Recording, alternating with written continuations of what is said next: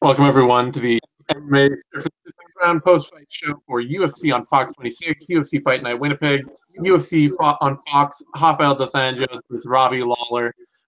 With me, Zane Simon, my co-host Eddie Mercado. The night just finished, and man, this was a good-looking action card on paper, and it delivered all the way through. Yeah, super exciting card. I mean, from top to bottom, crazy finishes on the prelims, relevant fights on the main card that were competitive, and just a huge upset took place. That was a one-punch knockout that nobody saw coming. I don't care what you say. I mean, it was just a phenomenal card. I mean, guys showed up tonight. They showed up in Winnipeg. Yeah, no, and what sucks a little for me is a huge Robbie Lawler mark to see him lose, but at least I'd much rather watch him lose to somebody like RDA, just like in a a grinding, tough fought 5-round decision, than see him get sparked out by Woodley in 30 seconds. Where I'm just like, oh man, that was no fun. Like that was the lowest point of no fun for me.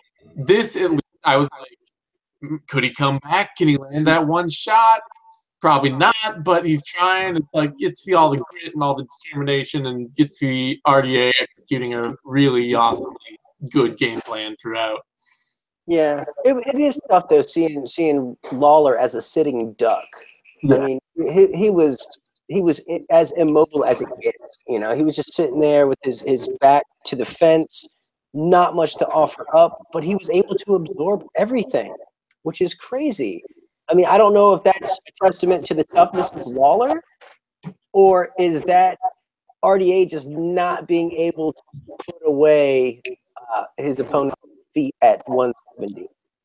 Well, I think it's partially a testament to the toughness of Lawler. Partially it's a testament to how active Robbie Lawler's defense is. He can get hit a lot, but it's not that easy for him to get caught clean. Even when he's just sitting on the fence, he rolls really well. He uses his hands to parry shots well, all that. Even when he's on the fence and his opponent throws a 48-punch combo that the duration of 20 seconds, holy shit, that was crazy. Exactly. And I think partially it was that, too, that RDA, he fought incredibly well after that, but he burned a lot of energy in that flurry, and I think probably the way to keep fighting after that was to take a lot of steam off stuff, unless it's, short knees and elbows in the clinch and stuff like that. Don't try to wing big, wild shots once you've already expended that much energy on a huge flurry. Yeah. I mean, excellent fight for Dos Anjos here. I mean, he is a problem at 170. Yeah. Like, he is an absolute problem. A lot of people wrote him off once he injured his foot. He got knocked out by Eddie Alvarez. He had severe weight-cutting issues. And a lot of people wrote him off. And here he goes having a renaissance at 170 pounds. And, Colby Covington, he's talking a lot of smack and trying to get himself in position. But, this sort of performance in the cage is hard to ignore. Like, no one does this to Robbie Lawler. Yeah, it's true. It's just unfortunate for RDA, much like his run at lightweight.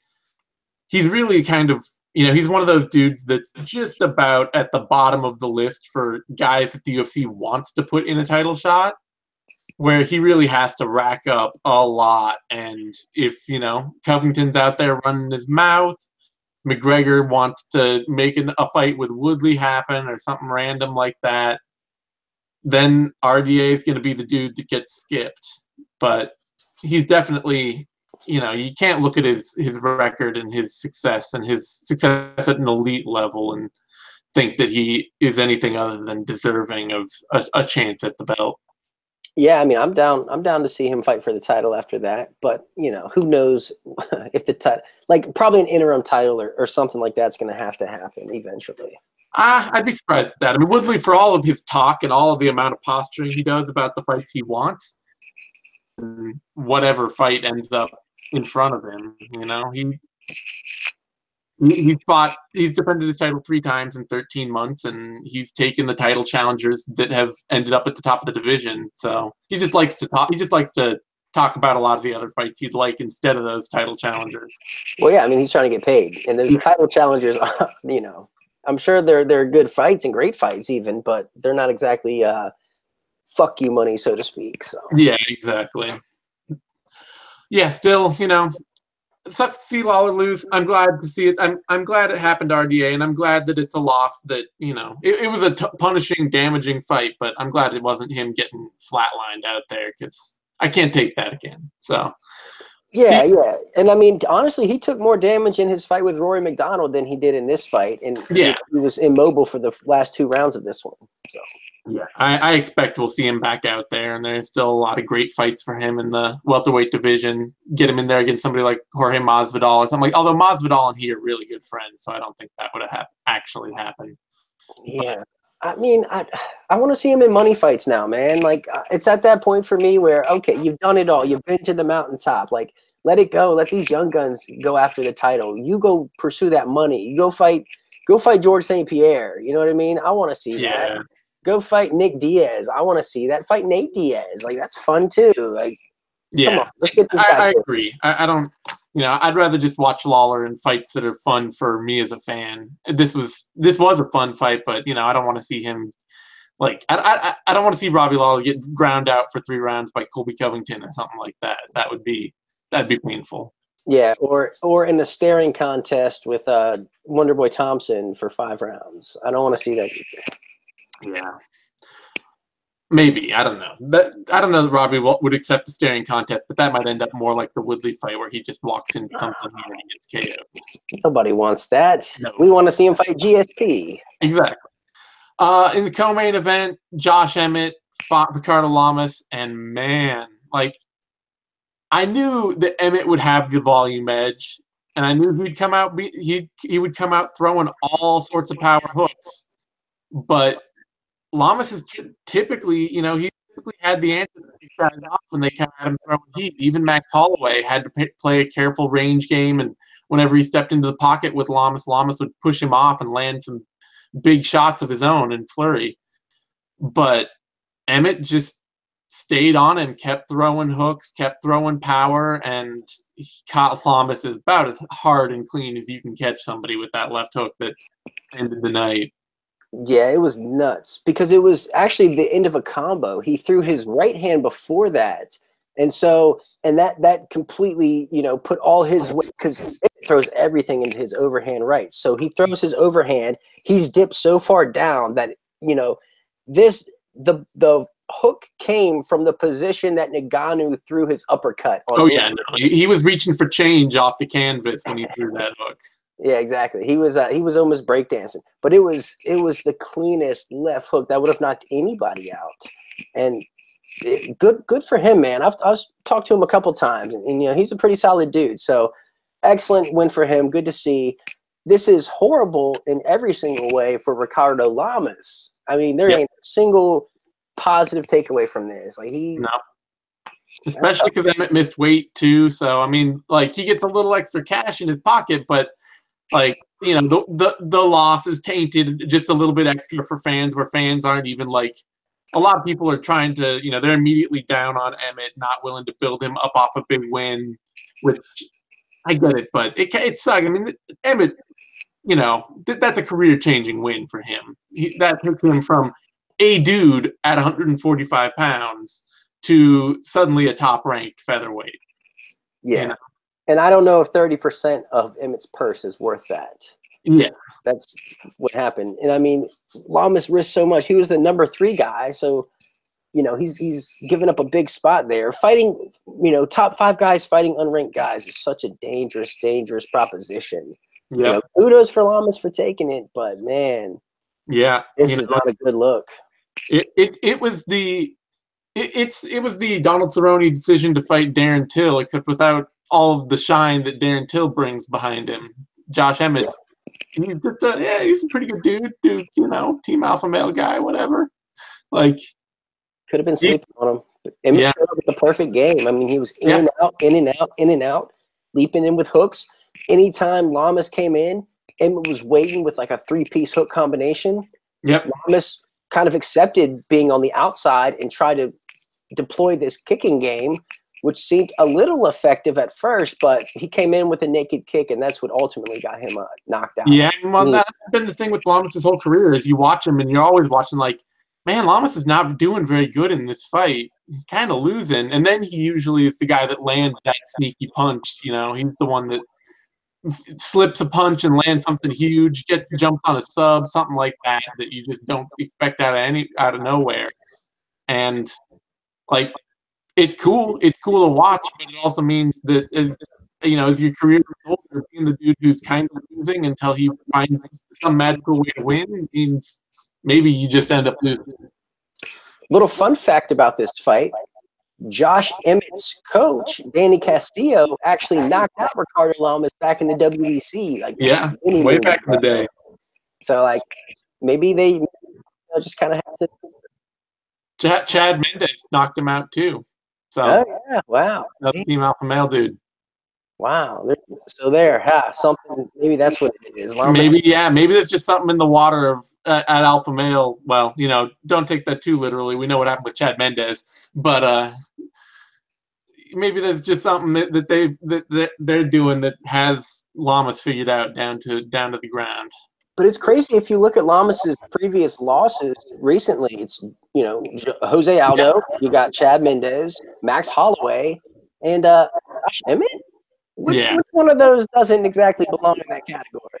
So that brings the question: how does Josh Emmett do at the top of the division right now? Is he going to fight Brian Ortega? Because we know that Emmett has knockout power at featherweight. So that's a huge plus. Like, that's a huge plus. And even Ortega, he's super hittable. So if he gets hit with that same left hook, there's a good chance Ortega would get knocked out. There's also a great chance that Ortega is just unstoppable and is on his way to a title shot, in my personal opinion. But, Emmett, it could be a case of, you do too well in this opportunity, and then you just get nothing but top flight competition from then on out.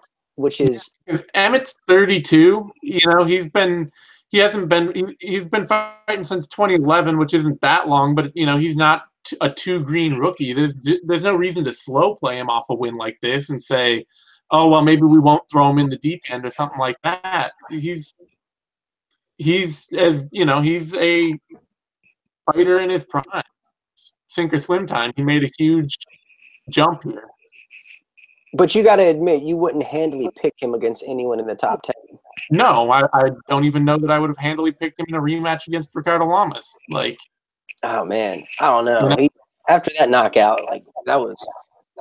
Well, the thing is that Emmett, you look back over his career, and he doesn't get that many knockouts, despite always having had that punching power. It's, if he's not landing that perfect shot on the button, he's not been the guy who's just sleeping people. Even though he's powerful, he throws everything at the same speed. He's always coming with those one-speed power hooks that they don't tend to shock people if he's not catching them cold like that. Yeah, I mean, who knows? Maybe he turned a corner, and this is the beginning of a crazy run for him. I mean, could be that he's just gotten that little extra bit more technical, that a little bit cleaner, that power translates just a little bit better. I'd really like to see how he does with some of the real technical proficient strikers in the division, because there's a lot of really techie strikers at the top. So good on him, man. I hope he gets a new contract out of this and a boatload of money for that, because that was insane. It'd be fun to see him against somebody like Yair, where he's only bowling forward and throwing power hooks, and Yair only wants to be outside throwing, high-intensity spinning kicks. And that's the thing, is the game plan that Lamas had for this would work for Yair. So that's really intriguing. All right. Before that, Santiago Ponzinibbio beat Mike Perry. And other than Josh Emmett beating Ricardo Lamas, I mean, most of the night was all about veterans schooling the upstart flashy talent that, and Ponzinibbio Perry was sort of like the exclamation on that point for the night, where Perry looks, he looks better and better every fight, but he's just not quite better enough to consistently win at the top level. Yeah, it's this was a great fight, man. Really back and forth, a lot of momentum swings and a lot of blood and heavy shots, and Perry did really well. I mean, he definitely lost the decision.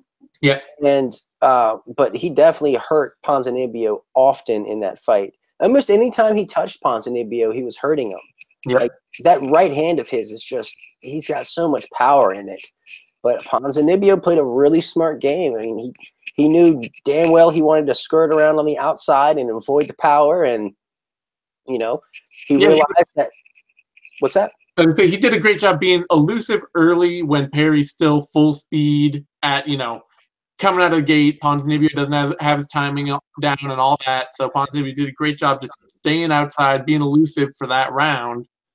And then, Perry starts to slow down a little bit. You start to see his timing a little better, and that's when Ponzinibbio started jumping in and engaging more, and ended up having a lot of success because he's just a little bit more technical, a little bit cleaner on his strikes.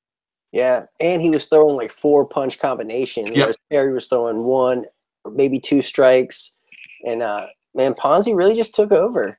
Yeah, he fought through some adversity. He got dropped a couple times. His nose was all busted open, but he showed grit and kept it going. And even went for the takedown late in the fight. Savage move. It's like, hey, we brawled it out. Let me go ahead and put, if there was any doubt in the judge's mind, let me go ahead and remove any of that. And awesome win for a top 10 fighter. Still, though, I mean, I like what I'm seeing out of Perry. There are a lot of people who talk about him like he's just the next Phil Baroni or something like that. But I already think that, as silly as he sounds, he is a much smarter fighter in the cage than he is out of it. Like, I'm a Mike Perry fan. I'm a Phil Baroni fan. For all the reasons. I just like when people are themselves. He owns it. He's not fake. He is who he is, and he does. He might be on the wrong side of the law. That's not my business. As far as the fighter goes, man, he is. I will never not watch a Mike Perry fan. I will never go to the bathroom during a Mike Perry Mike Perry fight.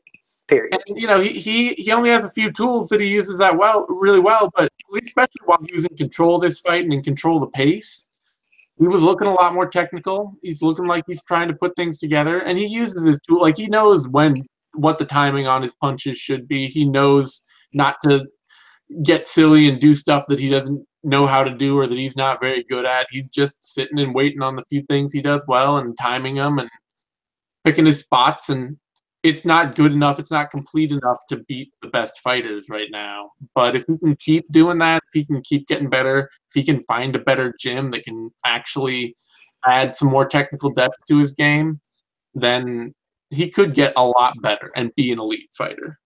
Man, if he can link up with some sort of Dutch kickboxing camp, oh man, if he just develops this Ubering kind of, Dutch style, man, that would be insanely scary. I'd love to see him at King's. That's the camp. Unfortunately, it's the opposite side of the country, but Rafael Cordero's really high confidence building, pressure, power kickboxing style seems like it would just be the perfect fit for him. Like Mike Perry with an RDA style striking game, Yikes. Yeah. That would be a great move for Perry. I mean, just even like you see guys like Beneil Dariush, his pressure game is insane. Like, and you wouldn't even expect it. Like, this guy's coming out pressuring kickboxing. What? Exactly. But it's highly effective at the elite level. Yeah. So I would love to see Perry be able to make a move like that. If he doesn't, he may just be always this kind of fun, dangerous action fighter who doesn't quite break through to the top 5. It could be. I think he just ran into someone with a little more polish tonight. Yep. And Ponzinibbio, man, holy shit, this guy's on a crazy run. Yeah. This dude needs recognition. Like I think he's popping up on people's radar after this win here. Yeah, I think so. I mean, there's a lot of dudes that are really hyped on Perry and putting up a great fight and fighting a smart fight against him. That'll get him a little better noticed. Before that, Glover Teixeira beat Misha Cirkunov, and I picked Glover Teixeira to win this fight. And when he landed that one really hard counter hook on Cirkunov, and Cirkunov looked like stunned for a half second, and then went right back to his high pressure kickboxing style that was tuning Glover up. it was like that moment that I picked Glover for. I did not pick him for, oh, he'll just take him down and completely school him on the ground in like 5 seconds. Yeah, it was a weird kind of fight. Yeah. Just when you think Serkinov is going to be that youthful exuberance and just come in and kind of put it on the old guy. The dude's 38. My friend was like, 38? You know, like, yeah, fighters fight at 38. Like, that's a thing. And, you know, Glover can't help but looking like someone's dad out there when he's getting punched. And, you know, he starts reaching and it's bad. But, you know, Serkinov, he showed his greenery and got taken down, and credit to him for escaping the rear naked choke. But, you know, Glover has your back. That's a bad, bad day. Yeah. It's just surprising for Serkinov, who was, you know, like a top-level judoka and wrestler in Canada and has been like this flowy grappler on the MMA circuit when he's been there, just looks smooth as silk on the ground. And then like the takedown defense and then the submission defense and like the positioning defense, the moment Glover got him in trouble, it wasn't there.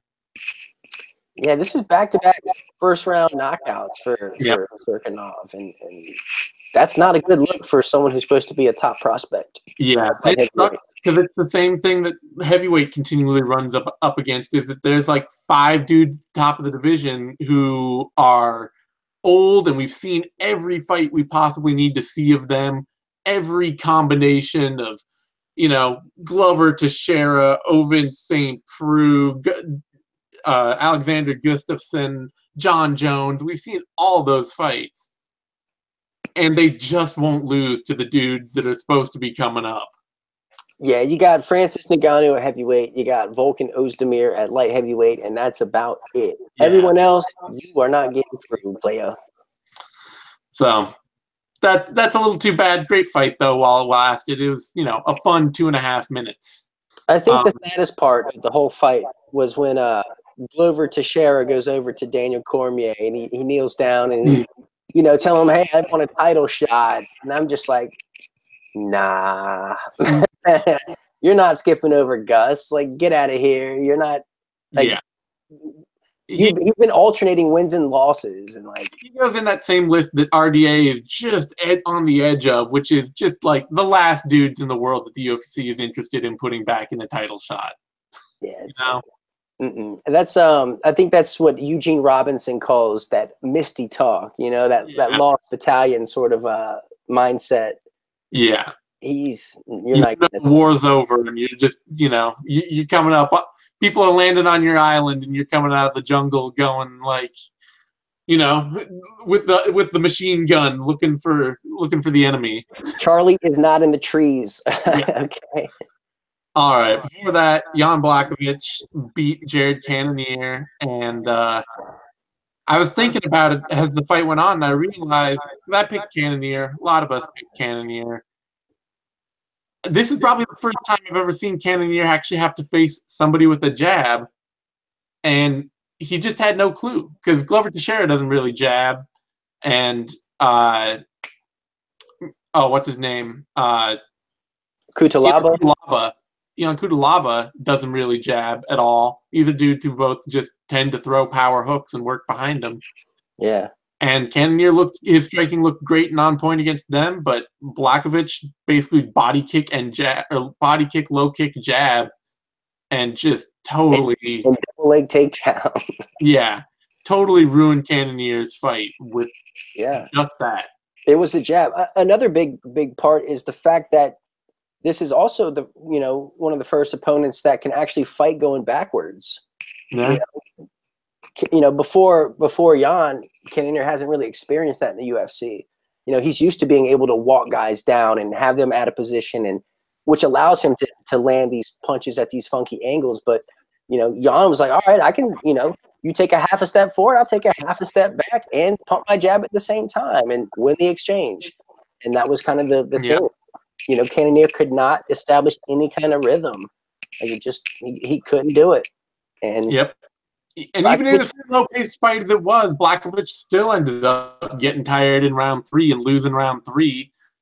Cannonier still had the fresh, you know, still was fresher, still could come forward and throw volume, but he couldn't force that kind of pace out of Blachowicz early without getting hurt.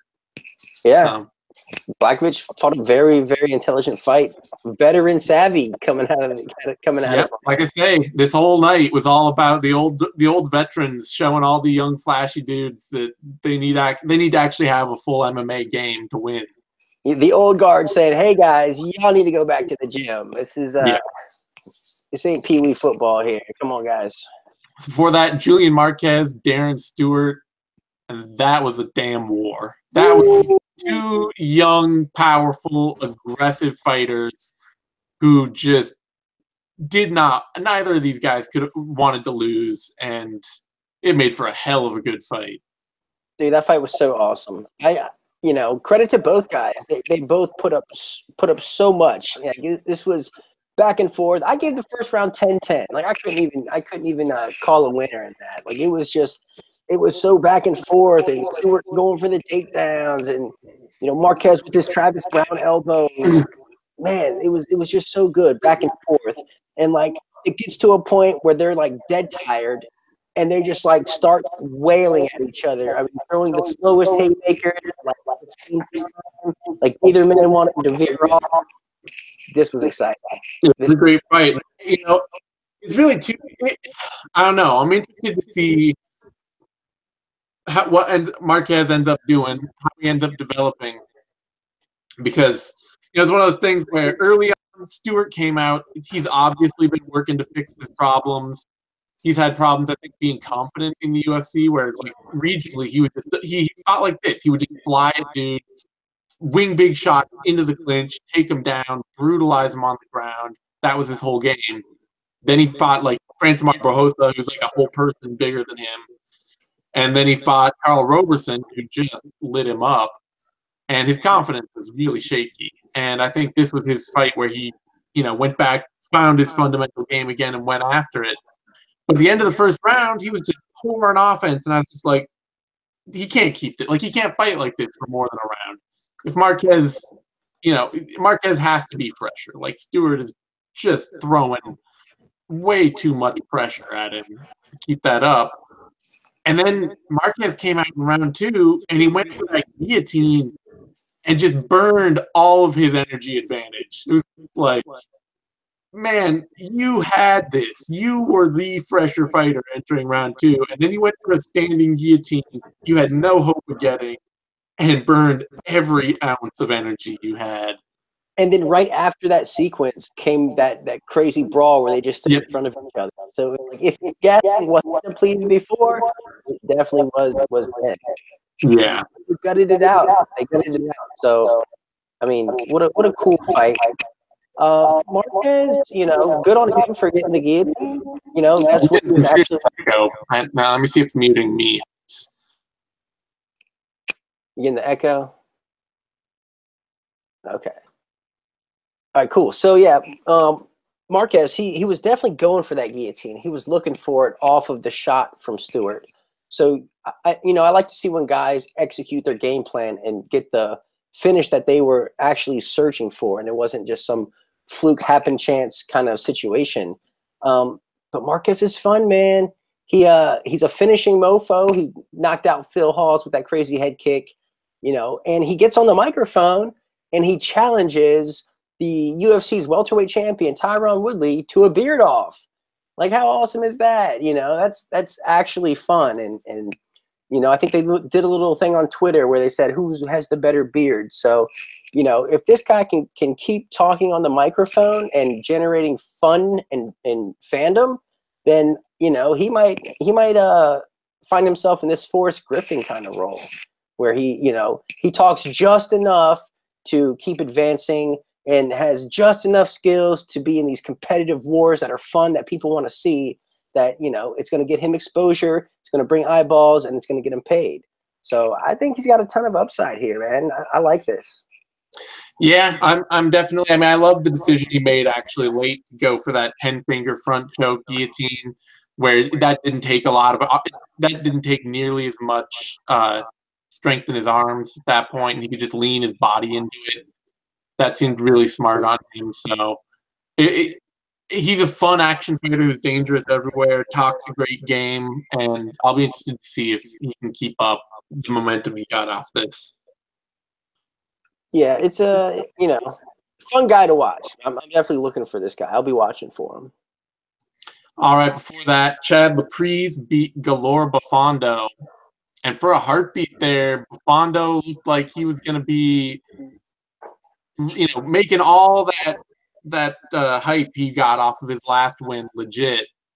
And then Chad Laprise was just like, nope, it's MMA. And that was it. Yeah, well, it's hard to generate hype off of a knockout of Charlie Ward, but it's I mean, he did it though. Like that KO, like that. The way you generate hype off of a guy who's not very good is you KO him in a way to get to everybody to be like, "Oh my god, how did you do that?" True. So Laprise is out there, and I'm with my friend. And the last time, or not the last time, but when Laprise fought Trinaldo, she was over here, and I was like, I think Laprise is about to get knocked out. You see the way he's moving? And sure enough, Laprise got knocked out by Trinaldo. Almost the same exact thing happens. I was like, I think Laprise is about to get knocked out. And then boom, Bufando comes with this, it was like this crazy blitzing, like Derek Brunson looking left-right combo of straights that, floored Laprise. And I was like, oh no, it's happening again. Like, no way, deja vu. Like, I'm a Nostradamus, I'm calling it. And then, Laprise, he gathered his wits about him and finds top position and moves into full mount and then just unloads like a 3,000 punch combination that just completely overwhelmed him. And huge win for Laprise. Excellent comeback at that. Yeah, it's the kind of loss for Bufando that makes me wish that he was 25 instead of 35. Yeah. It's a serious losing loss for a prospect who's got all this really flashy game and is really underdeveloped somewhere. It's like, oh well, you get taken down, you just get whomped on from mount. The point you can learn from. You can be like, okay, I need to actually go spend some time working on this shit. But he's 35. The chances for him to put something together in the next few years before his body starts falling apart may not be that big. May not, but he does have that athletic advantage. But it's hard to get by on athletics in the lighter divisions. Yeah, I mean, a division like welterweight, it eats up plenty. Like even a dude like Mike Perry, we saw against Santiago Ponzinibbio, being a powerful athlete with a much more well-considered, well-rounded game. It's still, there are dudes who are just way deeper technically than you at every level. Yeah. And as far as Laprise goes, that's 3 straight wins, 3 straight finishes, right? Super impressive. But for whatever reason, I'm not sold on him. I don't know why. Am I a hater? Am I a Laprise Split hater? decision loss to Ross Pearson, kind of part of that. I don't know. I don't know if I'm being a hater or is he just winning favorable matchups? I mean, he almost lost this fight.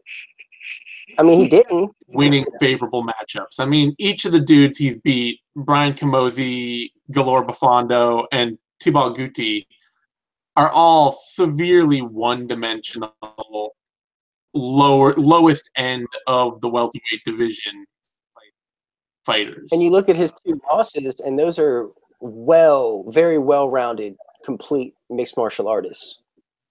So, I mean, I'm not sold on this guy here. Yeah. It's they're good wins for Laprise, but it's the feeling of it's a bit like Zach Cummins, who's beaten better dudes, but Cummins is also or Sergio Moraes. Maybe that's the better comparison.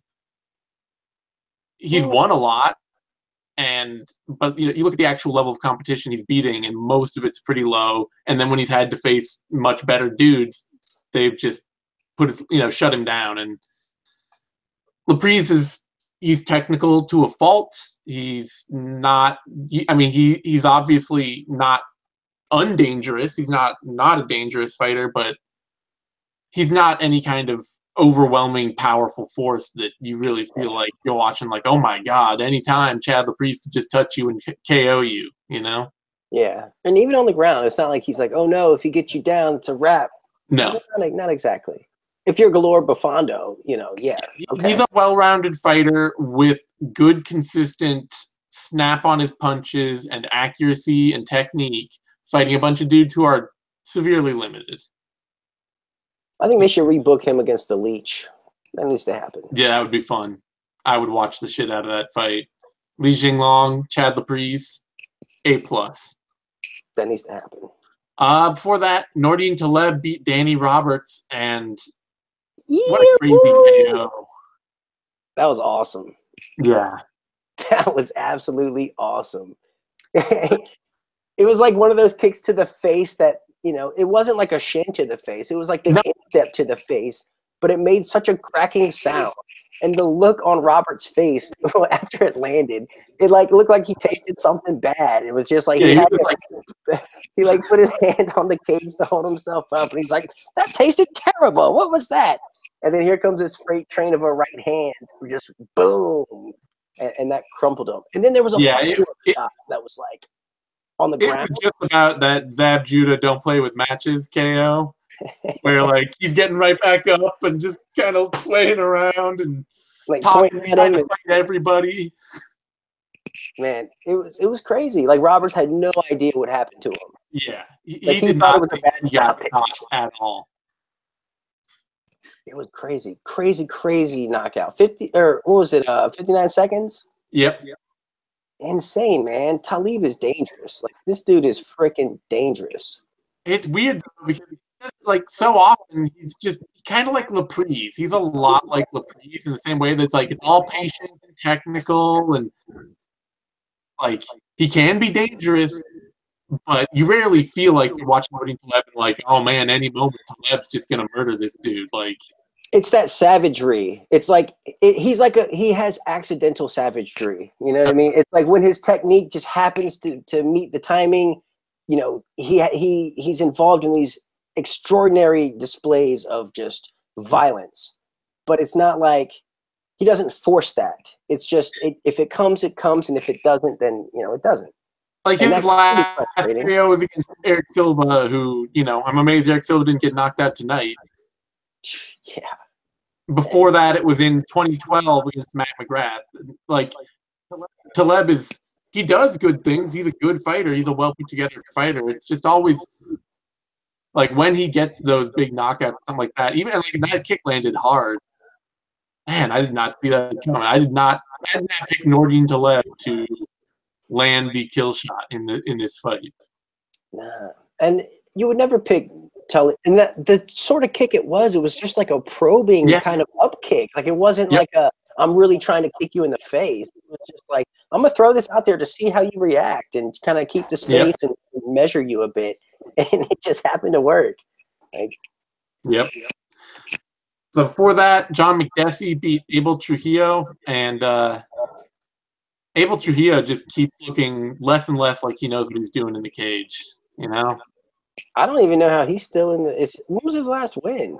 When was the last time Abel? He beat Jordan Rinaldi not that long ago in 2016. Yeah, he got a pretty soft matchup against somebody who couldn't compete physically with him and doesn't strike, and that was a good win for him. But otherwise, like it just Trujillo used to be this murderous brawler, and that feels like it's just totally gone out of his game. He just now seems like a gatekeeper to the UFC. Like if you can't beat him, you cannot fight for the UFC. Whether you're coming in or whether you're on your way out. He's like the lowest bar possible. And McDessie, on the other hand, I mean, that was a technical win for him, but there's still, it's like he had a severe technical advantage on the feet, like way more polish, but for whatever reason, just he didn't take advantage of that, and he allowed Trujillo to hang around on the feet, where I feel like he could have probably gotten him out of there. Well, yeah, but McDessie, he's been knocked out a couple times these days. He's a little more skittish, and the problem for him is always going to be that he's a ranged kickboxer with short arms and with short limbs in general. if he has to step way into the pocket into a point where he's in a lot of danger of eating shots in return. And he's had a couple of bad KOs to teach him that may not be a very functional thing for him. Yeah, I mean that's part of the game. I remember that Lando Venata KO was pretty damn vicious, and then Cowboy kicked him in the face too. I think that broke his jaw. Cowboy broke his jaw, didn't he? Yeah, I think so. I mean, McDessie's almost retired a couple of times, so it's not a shock to me that he's not out there taking a lot of chances. Okay, and I mean he's Canadian, right? So putting him on the Winnipeg card, I guess, makes sense. Yeah. For that, Alessio Di Chirico beat Oluwale Bamboj, and talking about a dude who just looked totally lost because he lost his aggressive edge. It's clear that Bamboj heard all the comments like, you can't be this aggressive, you can't empty your gas tank this fast, you've got to be a little more conservative, and just answered that by being really, really, really way too conservative. Yeah, I mean, he looked like he didn't want to be in the fight. Yeah. You know? Like he legit looked like he wasn't down. Like someone was forcing him to fight against his will. And I mean, it was, I don't know. It was, I thought it was going to be a snoozer. The first round was terrible, like an absolute bore fest. Bamboj danced around the outside, didn't want to engage at all. And Di Chirico just kind of took the center, and, it was just like, well, if no one's going to be striking, I'll at least, win in cage generalship and at least command the center. So that at least I think got him the first round. And the second round, the same sort of tempo. It's like real like snooze fest kind of thing. And then out of nowhere, Di Chirico lands this beautiful, beautiful knee from the tie clinch that sent Bamboj unconscious in one of the craziest face plants you'll ever seen. Yeah. It looked like his whole face was just submerged into the mat, and like he had no face. It was just mat. And it's like, hey, you kids want to see a dead body? Yeah, dude went down like he got shot by a sniper. Oh man, yeah, he was. He went down as if he was like the worst actor in the world. He's like, play dead. Okay, I'll just go face down like this. Like, no one dies like that. Well, Bamboj did. Yeah. Brutal KO loss, and I feel a little bad because it feels like we lost out on a fun but underprepared, exciting brawler in Bamboj. Like through his UFC career, it's just been. He's now had 3 straight losses after getting fed to Uriah Hall in his debut, and this is the dude who had in his career over 3 years, and then fought Uriah Hall. And it's just been other than a KO of Daniel Serafian in the minute, it's been all downhill from there. And that fight was wild too. Like he came out throwing his like weird kata and just happened to throw a head kick, and like that was real. I don't want to say glitchy, but definitely odd. Yeah. He's never been technically ready for trained talent. So. But on the same token, he's not athletic enough to deal with a Borashina. So it's like, it sucks, man. He's just maybe not UFC caliber. And the only way he would have been is if he just kind of has this I don't give a fuck attitude and just goes balls to the wall every single time. Mm-hmm. But, once you get knocked out, you're a lot more apprehensive about going that route. Yeah. So. Yeah, I can't. I don't know that Bamboj would have to do a lot to recover the kind of confidence he entered the UFC with. It feels like at this point. For that opening card, Jordan Meehan beat Eric Silva, and in the battle of 2 totally washed former welterweight prospects, Meehan proving he's not as washed. Yeah, this definitely has the feel of a PFL co-main event, doesn't it? Like, I can't believe either of these guys are actually in the UFC still. That's the biggest shocker of all of this. I don't know, man. Eric Silva, what a flop. One of the biggest flops of all time, I think it's fair to say. He's the problem, I think, is also perception that he was so young looking. See, that everybody's like, oh, this teenager is going to be great. It's like, Actually, like this dude at that point, he got to the UFC about 6 years into his fighting career, basically already in his prime. A few years of him as this good, exciting fighter, and then he started to decline like any normal talent does. But everybody thought that he was like coming in right as this prospect who was going to develop a whole bunch more, rather than a finished product who already had a pretty reasonable career under his belt. Yeah, I think that's a fair assessment. I mean, maybe that's what it is. It's just the perception of him coming in. But I mean, I just feel like he had all the talent in the world. Like he seemed to have all the tools, but made mental errors. Sloppy though, and as the athleticism started to go, other things just started to fall apart around it. But like even like the goofy shit he was doing in the Nordine Talib fight, where he's like trying to touch gloves and then faking them out and trying to hit him, and like karma came back and hit him in the ass. It's I mean, that may be why he never got to be a more technical fighter than he was. He just didn't have like the headspace for it, It could be. It could be. Kind of a bit of a sad case, though. I liked Eric Silva. I thought he was always exciting. Yeah, he's fun. He's always fun to watch win or lose, except this time when he just kind of took a loss hard. But yeah, I mean, Silva didn't do shit in this fight. Like he really didn't do much. He landed a couple body kicks here and there, but a couple submission attempts off his back.